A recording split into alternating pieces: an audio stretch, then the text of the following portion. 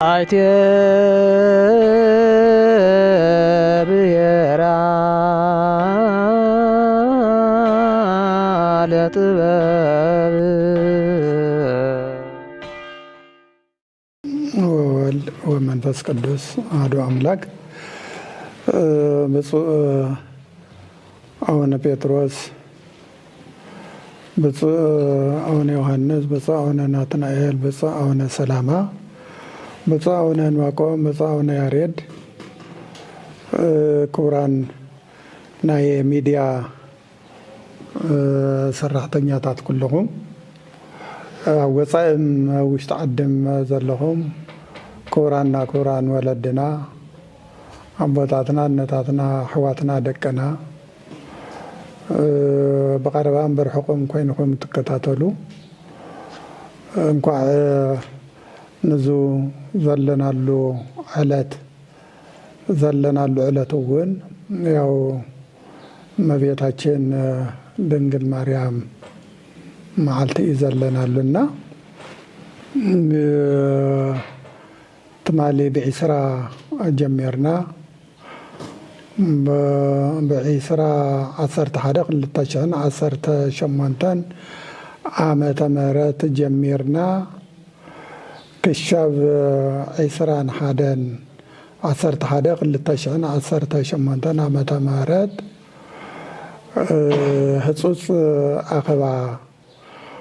ጌርና ነርና። እቲ ኣኸባ ኣጀንድኡ ብዛዕባ ብሚድያታት ዝረአ ዝነበረ ኣባናን ኣቦና ኣቡነ ሰላማን ዝነበረ ኣፈላላይ ዝመስል ውሽጢ እንኳ ኣፈላላይ ተዘይሃልይዎ ግን ብደገ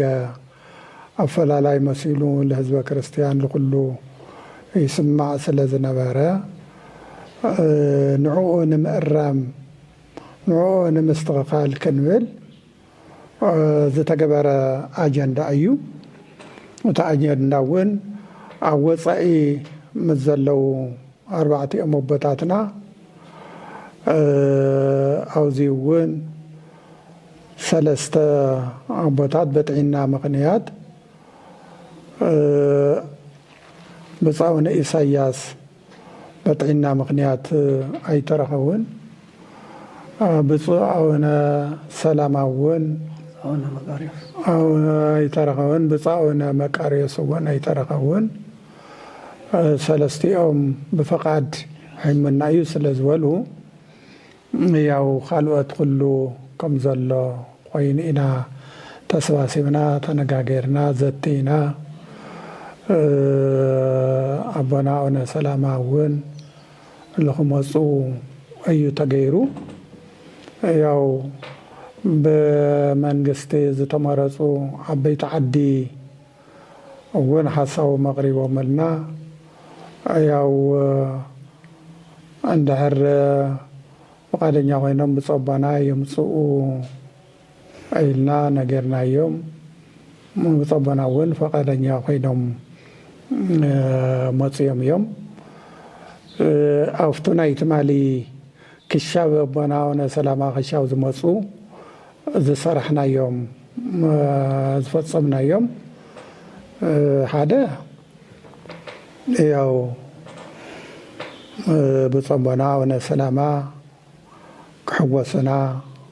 ሓሳብና ብሓባር ክንገልፅ፣ ፀገምና ብሓባር ክንፈትሕ፣ ኣካይዳና እውን ብሓባር ክንስጉም፣ ተኣማሚና ተረዳዲእና ዝጎደለም ይኹን ዝጠመመም ይኹን ዝወሓደም ይኹን ብሓደ ኮይንና ክንመልኦ ክነቃንዖ ብዝብል ኣቦና ናባና ንኽመፁ ንሕና እውን ፈቃደኛታት ኮይንና ናይዞም መታዓረቕቲ ኮሚቴ ቃል ተቐቢልና ብዙሕ ጊዜኦም ተመላሊሶም ብዙሕ ጊዜኦም ደኺሞም ናብ 16-17 ጊዜ ዝኣክል እዮም ደኺሞም እና ብዝሎም መዓልቲ ግን ያው መፈፀምታ ረኺበሎ ኩላትና ደስ ይብልና እቶም መታረቅቲ ኮሚቴ እውን ደስ ይልዎም እና እዚ የምስራች እዚ ንህዝብና ንደቅና ህዝበ ክርስቲያን ክንገልጽ ንፈቱ ማለት እዩ ካብኡ ያው ሙጸቦና አቡነ ሰላማ ዘይነበሩሉ እውን ናይ ምትዕርራይ አዝመሰልዎን ገርና ኣለና ማለት እዩ ኣነ ጥዕና ስለሰኣንኩ ስለዝሕመኒ ሕክምና ፀበል ክከታተል ይፈቀደለይ ኢለ ማመልከቻ ኣቕሪበ ነቦታት ኣቕሪበ ወፀገመይ ረእየለይ ሓግዙኒ ኢለ ብዘቕረብክዎ ማመልከቻ ብፃዕነ ቦታት እውን ማመልከቻ ይተቀቢሎም ወታማ ዞም ወላድን ሓግዞም ኢሎም ያው ንግዚኡ ክሻብ ጥቅምቲ ሲኖዶስ ብፁዕ አቡነ ጴጥሮስ ተገይሮም ኣለው ማለት እዩ ስራሕ መካየዲ እዚ ብፁዕ አቡነ ሰላማ ኣይነበሩሉን ቅድሚ ምምፅኦም ዝተገበረ ማለት እዩ ካልኣይ እውን ናይ ብፁዕ አቡነ አረጋዊ እሶም እውን ኣሕምኒ እዩ እሞ ኣነ እውን ሕክምና ወይም ፀበል ክከታተል እየሞ እቲ ኣነ ዝሰርሖ ነበርኩ ዋና ፀሓፊ ሰብ ይገበረሉ ኢሎም ብቃልዮም እሶም ተናገሮም ኣነ ማመልከቻ እዩ እሶም ብቃልዮም ተናገሮም እና አቡነ አረጋዊ እውን ተቀባልነት ረኺቡ እሞ አሁን ብፁዕ አቡነ ዕንባቆም ይገበሩ ኢሉ እቲ ሲኖዶስ ገይረሎ እዚ እውን ብፁዕ አቡነ ሰላማ ኣይነበሩሉን ማለት እዩ ቅድሚ ምምፅኦም ስለዝተገበረ እዩ ማለት እዩና እቶም ዝወዓልናዮም ዋዕላ ናክልተ መዓልቲ እዚኣቶም እዮም ዝመስሉ እና ህዝበ ክርስቲያንና በእውነት ዋናቱ ዝዓቢ መቸም ያው ምስቶም ኣቦና ዝገበርናዮ ሓድነት ለኩላትና ለህዝበ ክርስቲያንና ለመንግስት እውን ኩሉ ደስ ዘብል ስለዝኾነ እንኳዕ ደስ በለና እንኳዕ ደስ በለኩም ክብል እየ ዝፈቱ እቱ ናተይ ኣቅርቦት ኣብዚ የበቃ ካብዚ ይቅፅሉ ብፁዕ አቡነ ጴጥሮስ ደሞ ክቅፅልሉ እዮም በስመ አብ ወወልድ ወመንፈስ ቅዱስ አሐዱ አምላክ አሜን። ብፁዕ አቡነ መርሃ ክርስቶስ ብፁዓን ሊቃነ ጳጳሳት ኣብ ውሽጥን ኣብ ደገን ዘለኹም ከምኡውን ክቡራን ምእመናት ኣብ ውሽጥን ኣብ ደገን ዘለኹም ማለት እዩ ኩልኹም ኦርቶዶክስ ተዋህዶ ሃይማኖትና ተኸተልቲ ምእመናን ቅድሚ ኩሉን ልዕሊ ኩሉን እቲ ዝተወሰነ ኣዋርሕ ኣፈላላይ ዝመስል ዝነበረ ናይ ኣቦታት ኣፈላላይ ክንደይ ምእመናን ረብሽ እዩ ነይሩ እንኳን ምእመናን ኣቦታትና ኣዴታትናን ኣቦታትናን ሊቃውንትናን ንባዕልትና ኣቦታት ሊቃነ ጳጳሳት እውን ብጣዕሚ ረብሽና እዩ ነይሩ እግዚአብሔር ይመስገን ግን ይሃድጋ ለሃገር ዘእንበለ ኣሃዱ ሄር ከም ዝበሃል ሰብ ክፈላለ ተሎ ክበኣስ ተሎ ምንም ዳ ተበኣሱ ጊዜያዊ ይኹን እምበር ሰባት እዮም ኣብ መንጎ ኣትዮም ዘተዓርቑ ንስኻውን ግደፍ ዝብሉ ኣቦታት ልሙድ እዩ ባህላዊ እውን እዩ ሃይማኖታዊ እውን እዩ መጽሐፍ ቅዱስ እውን ዘተዓርቑ ብፁዓን እዮም መንግስተ ሰማያት ናቶም እያ እዩ ዝብል ብኡ መሰረት ተበጊሶም ናይ ኣክሱም ምእመናን ኣቦታት ኣክሱም ጥራሕ ወኪሎም ዘይኮነስ ትግራይ ብምልእታ ወኪሎም እናተመላለሱ ቀንዮም እዮም ነይሮም ከምዚ ብፁዕ አቡነ መርሃ ዝበልዎ ለመዓልቲ ግን ኣብቲ ናይ ቅድስቲ ድንግል ማርያም ኣዴና በዓል መዓልቲ እቲ ነገር ተወዲኡ ናባና እውን መፅኦም ናባና ሰላማ እውን ከይዶም ችግር የብሉን ሓውና እዮም ኣቦና እዮም ይምፁ እሞ ሓሳቦም ይግለፁ ኢልና ንሕና እውን እቲ ዘሎ ነገራት ተነጋገርና በደንብ ተነጋገርና ናይ ዕርቅን ናይ ሰላምን ናይ ውህደትን ገርና ኣለና ካብ በዚ ሕጂ እንድሕር ከምዚልና ተስማሚዕና ተዋሂድና ካብ ሕጂ ጀሚሩ ድማ በአካል ይሆን በስልኪ ከምቲ ናይ ቀደም ነበረ ሕውነትናን ናይ ቅዱስ ሲኖዶስ አባልነትን እናተደዋወልና በአካሉን እናተራኸብና ህዝብና ንኸነገልግል ኩላና ቃላቲና ኢና ሕዚ ዕርቂ ተፈጺሙ ዘሎ ናፍቲ ስራሕ ክንኣትኢና ይህን ምሂን ክንበሃል ኢና ህዝብና እውን ዝሕጎሰሉ ህዝብና ደስ ዝብለሉ ነገር ክንሰርሕ ኢልና ኢና ንኣምን እቲ ካፍቲ ህዝብና ዝሕጎሰሉ ሓደ ሕገ ቤተ ክርስቲያን እዩ ብሔረ ሕጊ እዩ በቲ ሕገ ቤተ ክርስቲያንን በቲ ብሔረ ሕግን እንተኸይድና ብኡን ተተመሪሕና ብኡን ተሰሪሕና ንመዓልትና እውን ሓጎስ እዩ ንህዝብና እውን ሓጎስ እዩ ንሊቃውንትና እውን ሓጎስ እዩ ብኡን ተዘይሰሪሕና እዩ ትሰብ እውን በቢ ቦትኡ ጥያቄ ሕቶ ዘልዕል ዘሎ ትኽክል እዩ ትሕቶ እውን ኩላህና ንሰምዖ ኣለና ኢና ንርድኦ ኣለና ኢና ግን ኩሉ ነገር በጅዜ ለኩሉ ከም ዝበሃል ኩላህና ኢና ንጠቕስ እዚ ኩሉ በጅዜሁ እውን ይብል እዩ ኩሉ ነገር ብጅዜኡ እዩ ዝእረም ዝስራሕ ስለዚ ሕዚ በቃ ቀደም ተኸተለ ቀሚጥና ሓደ ብሓደ እናተመኻኸርና ቤተ ክርስቲያንና ክነገልግል ኢና ዝብል ሓሳብ እዩ ዘለኒ በርግጥ ሰብ ተባኢሱ መሲልዎ ይኸውን ይነብር እዩ ኣቦታት ኢና ተባኢስና ይንበኣስን ምትዕራቕና እውን ዘይቐርኢ ነይሩ ብዙሓት ሰባት ግን ክፍተት ፈጥየ በዛ ክፍተት ኣትዮም ግን ብዙሕ ነገር ኢላቶም እዮም እግዚአብሔር ይቅር ይበሎም ብዙሕ ነገር ነቲ ቤተ ክርስቲያን ዝጎድእ ንዓና እውን ዝጎድእ ንህዝብ ዝጎድእ ብዙሕ ነገር ተባሂሉ እዩ ግን ዘይሩ ከም እንዕረቕ ሓቢርና ከም እንሰርሕ ሓቢርና ከም ንኸይድ ከም ንጓዓዝ ብፃውን ሰላማውን ይፍለጦም ነይሩ ንሕና እውን ይፍለጠና ነይሩ እዛ መዓልቲ እዚኣ ዘይተወደአት ነይራ እታ መዓልቲ ተወዲኣ ኣላ ካብ ፅባሕ ጀሚሩ ኣብ ዝመቸወ ሰዓት ተራኺብና ሓደ ብሓደ መን ይቐድም መን ይድሓር ኢልና በቲ ሕጊ በቲ ዘውፃናዮ ፈሪምና ዘውፃናዮ ሕጊ ፅዒርና ጊዕርና ገንዘብ እውን ኣውፂና ዘውፃናዮ ሕግና በቲ ሕግና ክንምራሕ ኢና በቲ ሕግና ክንምራሕ ኢና ብሕጊ ዘይምራሕ እንተሃልዩ እውን መጀመርያ ከምቲ ሕጊ ዝብሎ ምኽሪ ካብኡ ቀደም ሰዓፍ እናሓለና በቲ ሕጊ ዝብሎ ብኡ ክንከይድ ኢና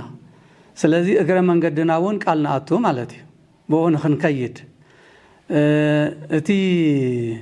ናይ ስራሕ ምትዕርራይ ተገይሩ ዝኒሄ ናይ ብሓቂ ብጣዕሚ ኣብዚ እዋን እዚ ሰሪሕካ ዘይመስገነሉ ሰሪሕካ ትፅረፈሉ ሰሪሕካ ትፅለመሉ ጊዜ ስለ ዝኾነ መቸም ኣቦታት ክብሉካ እንተለዉ እምበይ ይበሃል እንተባሂሉ እምበር ብጣዕሚ ኣስቸጋሪ እዩ ያው ብፃውነ መርሃብ እውን ዝዓቕሞም ደኺሞም ለፊዖም ብዙሕ ስራሕ ሰሪሖም ኢና ንብል ካብ በዚ ሕጂ ንቕበሎ ዘለና ሓላፍነት እውን በቲ ሕጉ መሰረት ይህን ምሂን ተባሂልና ንክንሰርሕ ንህዝብና እውን ቃል ንኣቱ ህዝብና ዝሕጎሰልናን ሊቃውንትና ዝሕጎስሉ ስራሕ ሰሪሕና ንክንርከብ ናይ ህዝብና ጸልወት እውን የድልየና እዩ ናይ ህዝብና ጸልወት ናይ ህዝብና ሓገዝ ናይ ህዝብና ምኽሪ ያው ስልክና ክፍቲ እዩ ከምኡ ጌርና ካብ ኩሉ ምኽሪ እናተቐበልና ካብ ኩሉ ርእቶን ሓሳብ እናተቐበልና ስራሕ ክንሰርሕ ኢና ኢልና ኢና ንኣምን ነዚ ደሞ እግዚኣብሔር ይርዳእና እቲ ተገይሩ ዝኒሄ ኩሉ ምእመን ኩሉ ሰብ እውን ክፈልጦ መልኣተ ጉባኤ ኮይና ኢና ሰሪሕናዮ ካብ ቦታት ሊቃነ ጳጳሳት ዝቐረዩና ብፅዋውነ ሰላማ ኣብቶም ኮሚቴ ምልልስ እውን ስለ ዝነበረ ክሳዕ ንዕረቕ ዝስራሕናዮ ስራሕ እዩ ዝስራሕ እዚ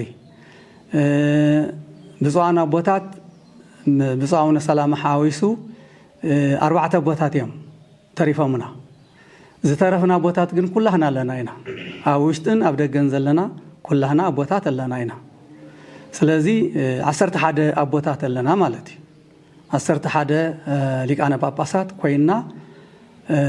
ብዛዕባ ብጻውነ ሰላማት ዘራሪብና ከመይ ይምጽኡ መን ይምጻዮም ከመይ ንቀበሎም ተምሽማግል ዓዲ ናበልና ኢና ክልተ መዓልቲ ጸኒሕና ብምልአተ ጉባኤ ኮይና ማለት እየ እና እቲ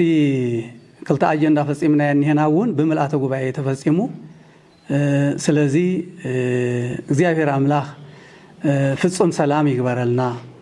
ካብዝ ሕጂ ከም ዝበለ ምፍልላይ እግዚአብሔር ይርሐቀልና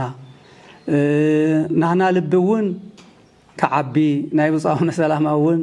ናይ ካልኦትናውን ዓብዩ በቃ ናብ ይህን ምሂን እንበር ናብ ካል زي خير لبي እግዚአብሔር ይሃበና ናይ ባሕቂ ከም እንድሕር ኮይኑ ቤተክርስቲያንና ክንዕብኢና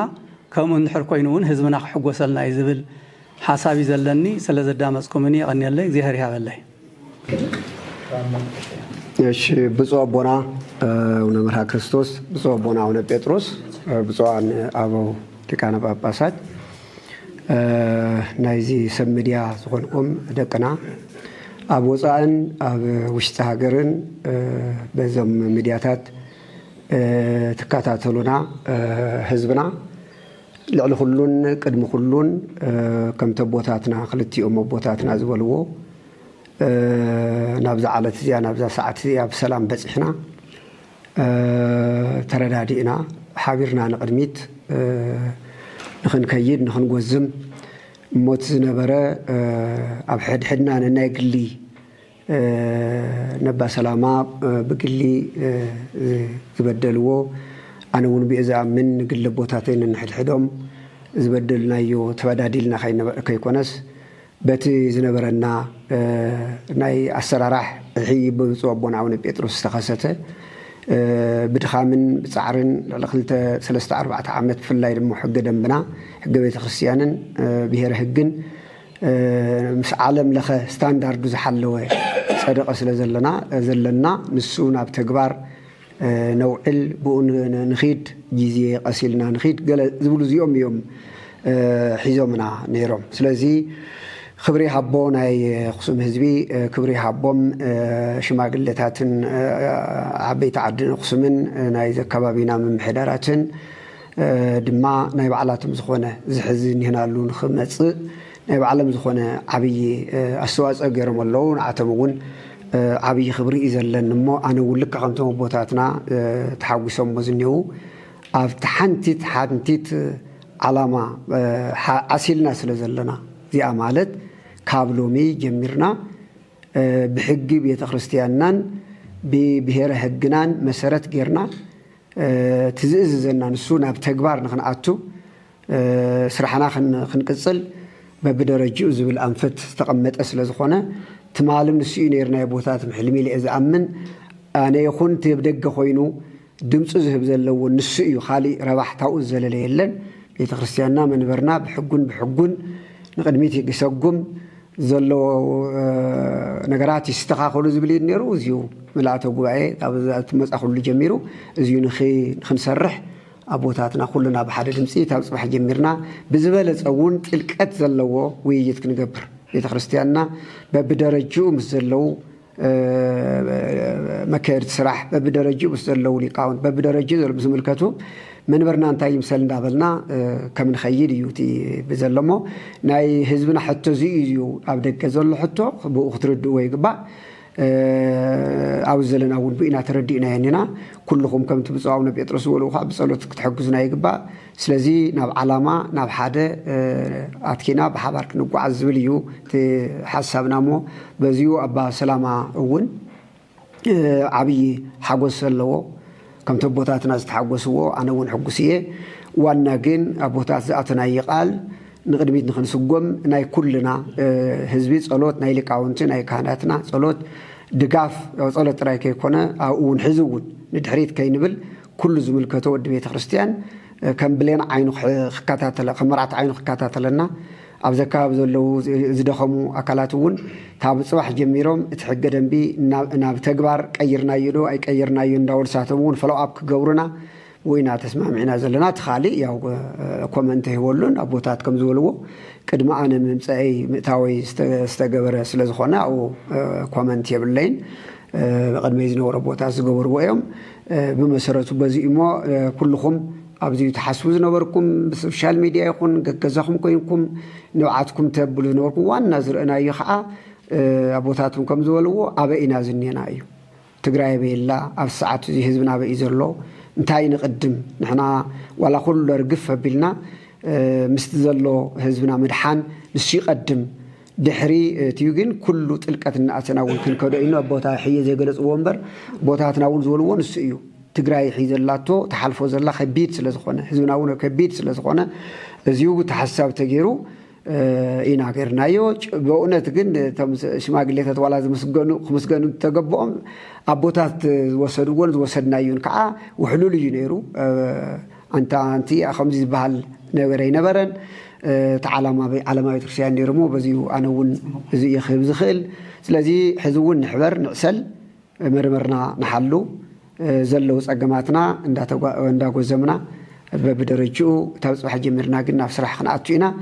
نابسرح خناعتينا إلنا أنا نأمن خالد رترمنم يبلنا زعنك فنا نفاسونا يمسن إلنا أنا أمن تمسي نفاس كعدم ومكلا خلي أول نفاس لا جبرنا لتنفاس الناس تخاخلنا خنقوا عزينا ما أنا ونحجوسية خبرتي هذا اللي بوتاته مدياتات كلهم بتيال نزعونا سلامة زولو رسعنا كنا أنت ناي حزبي زنه حزبنا تقرأي أبيلا زبل أيترس عن حنت أجندة عم جرشان نبلا سلز الله صوم فلسطة إذا ما زنه أفتي صوم فلسطة سواعي كلنا أمنا أتولو تقرأي كنذكري بقى هزيتي أنا تقرأي مكرا كم زي بصاونا سلامة ونزولوه حد تقرأ وعيز فلطة إن كان نوشت عد زلوا وصاع عد زلوا أصلا أي خوينون ساق زل هذا كله يزفلطة زي فلطة تقرأ وعيلن أون ناي تقرأي مكرا خك علل ناي تقرأي مكرا اختفقوا قد ناي كلنا كم زي أبوتات حزي تفلالينا نيرنا نفحدنا تمسينا زني هنا زي تفلالي يتجارون خمانا كم مرأيا خجبروه أصرنا نحنا كايدان كختلو زاوعتنا نقرب من تاي من تعدم من ذا تقرأي مسكين عدي ناي بحق مسكين عدي كل مسئي زقوات الله كل مسئي وقت فأكذب له عدي من تعدم كبلو من تهزوم من تي هذا معسكر زل هزوم الساعة زلوا سدتني في السودان زل هزوم استفانا على تمزاغل هزوم يلهم من تتقراوا يلهم كل سب تبعيسو زنبرة تفلالي زنبرة نبحادا نخمس صعيتنا نقرب كو حالفون صلاتي كم تقول لنا نفلطو ناي حماق ورتات ناي طورنت ورا الناس معنا يا من هو نسون እግዚአብሔር አምላክ ወራ ኮይኑ መخينو نخترف ناي كلنا صلوت يكون صلوت زي መልሶ የለን አፍታ ሶባኤና በፍላይ ናይ ፍልሰታ ሶባኤ አው كلنا بنبعاتن بحزنن زتعجب صلوتن مهلان كخوني بنبعاتن بحزنن زتعجب زتسنيه مهلان صلوتن نخنقبر حدرا نبل مزعبات طرونت طرح يكونن ون زفرحنا نهي جزياوي ችግሩን ዝመጸ ዘለ ይመስል ምክንያቱ ትድርቂ ኣብ ትግራይ ኣብ ዝተፈላልየ ዓዲ ተኸሲቱለይ ድርቂ ጥራሕ ዘይኮነስ እተን ዝርከበን ማይውን በረድ ነፋስ ሒዘን መጽየን ኣብ ርእሲ ጥሜትና ኣብ ርእሲ መከራና እቲ ዝበቆለ እኽሊ እንድሕር ዘጥፍእ መከራ መጽዩ ንዕኡ እንስውን ክንጻወረ ይንኽእልን ትግራዋይ ክፃወረ ይኽእልን ትኻል መከሩ ይኸሎ እና ሰማይውን ርሑስ ሰማይ ክኾነልና ሰላማዊ ሰማይ ክኾነልና ሰላማዊ ደመና ክኾነልና ካብ በረድን ካብ ነፋስን ካብ በላዕቲ እኽልን እግዚአብሔር ክስውረና ምእንቲ ኩላህና ብጸሎት ንፈጣሪና ንጠይቕ ናይ ሓቂ ኩላህና ኣመንቲ ኢና ተጋሩ ኩላህና ኣመንቲ ኢና ግን እምነት ጥራሕ ደሞ ኣይሰርሕን እዩ እምነት ጥራሕ ኣይሰርሕን እያ ብዘይ ጸሎትን ብዘይ ምህላን ብዘይ ምስጋና ኣምላኽን ኢልና ኣመንቲ ኢና ኢልና ስም ጥራሕ ሒዝና ክንነብር የብልናን እሞ ንጸሎት ንትጋህ ሱባኤና ፍልሰታ እውን ብዝግባእ ንሕልፎ ኣብ ቅዳሴ ኣብ ምስጋና ኣብ ጸሎት ኣብ ሰዓታት ኣብ ማህሌት ኮይና ከምኡ ዘይንኽእል እውን ኣብ ገዛና ኮይና ጾምና እናጾምና ብዝግባእ ፍልሰታ ክንሕልፍ ሓደራ ክብል ይደሊ ብኣጽንዖት ዝናገሮ ግን እግዚአብሔር ይመስገን እግዚአብሔር ፈቂዱልና